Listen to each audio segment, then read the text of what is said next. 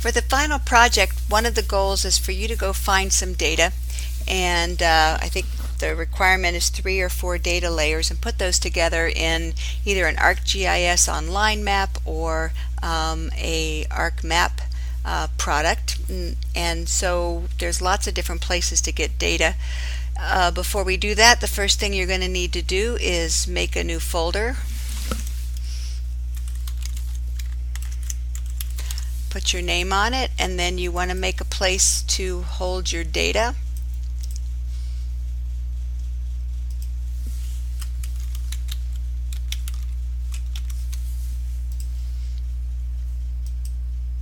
Alright, so I'm going to go ahead and close that.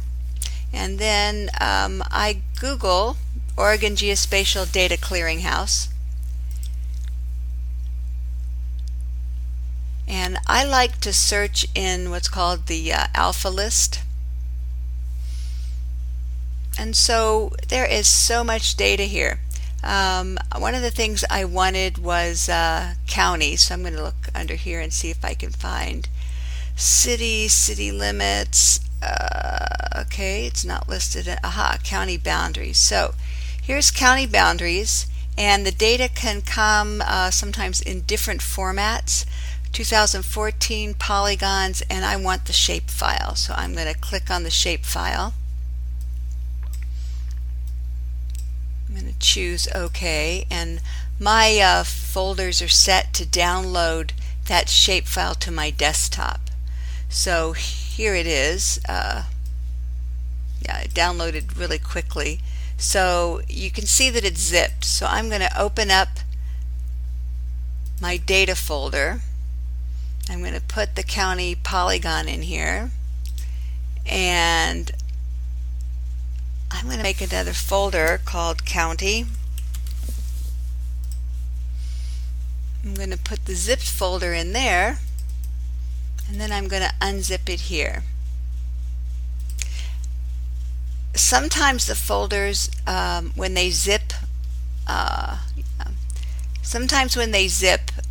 they zip it in an extra folder, but sometimes they just open up the shape files.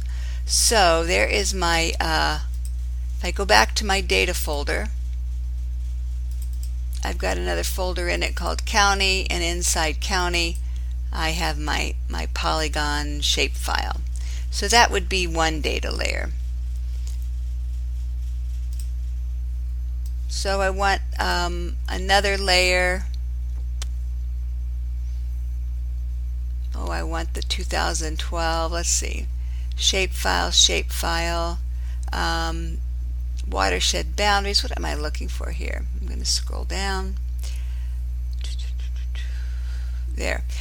This data is a raster data. Okay, so it's called grid. It'll be pretty big.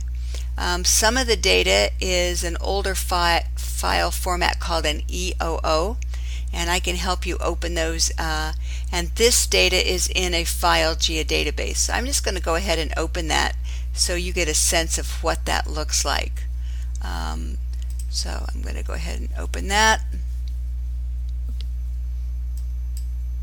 Let's just take a look at that. Looks like it downloaded really quickly. Close that.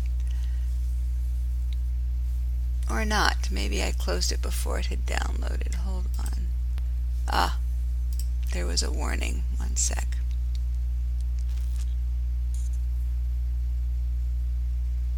Okay, so there it is. So I'm going to go ahead and click OK.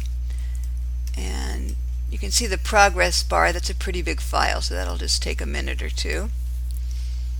And you can see that it's downloading to my desktop. There's the zipped file, but there's the processing file.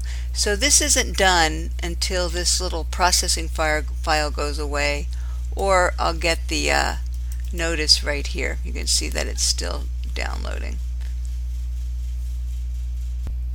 Okay, so while that is downloading, I'm going to go ahead and I'm going to start this part over. I'm going to go to Start, and All Programs. You can't see this on my computer. ArcGIS and ArcMap 10.2, and I'm going to open up a new map document. And you can see that geodatabase process file went away. So I can go ahead actually and put this in my folder and drop it into the data folder. And now I'm going to new folder called watersheds.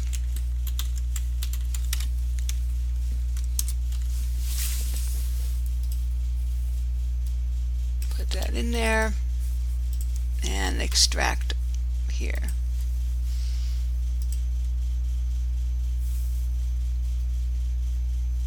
Okay, so I'm going to let that do its extraction thing,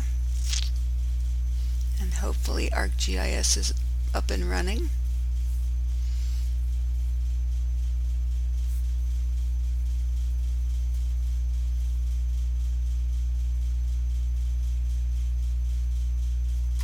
Okay, now you can see there's the extracted file. A geodatabase, you can't really see anything when you open it in, it doesn't make any sense, okay? So the geodatabase actually makes much more sense, and you can see the files when you're in ArcMap. So I opened up a new ArcMap, and I'm going to save it in my final project folder.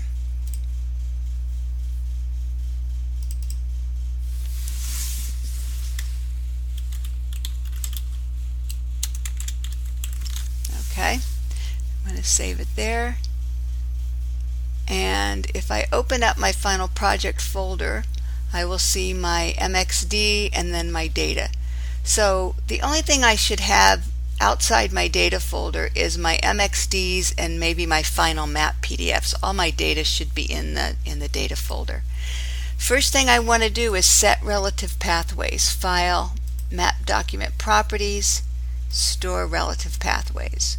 That way when you zip up the data and hand it to me, I'll be able to open it. Okay, and now I've defaulted to my folder. There's my MXD. I'm going to look in my data. There's the county data. I can throw that on my map. Bad projection, really horrible projection. And here is what, the geodatabase. This is why we called it a tuna can.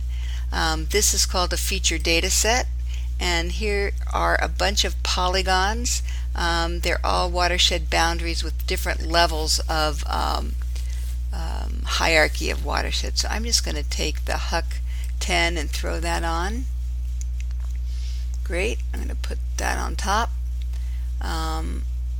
Really cool. Okay, so I've got a map of counties and watershed boundaries, and that is really a gross projection. So let's see what the projection is.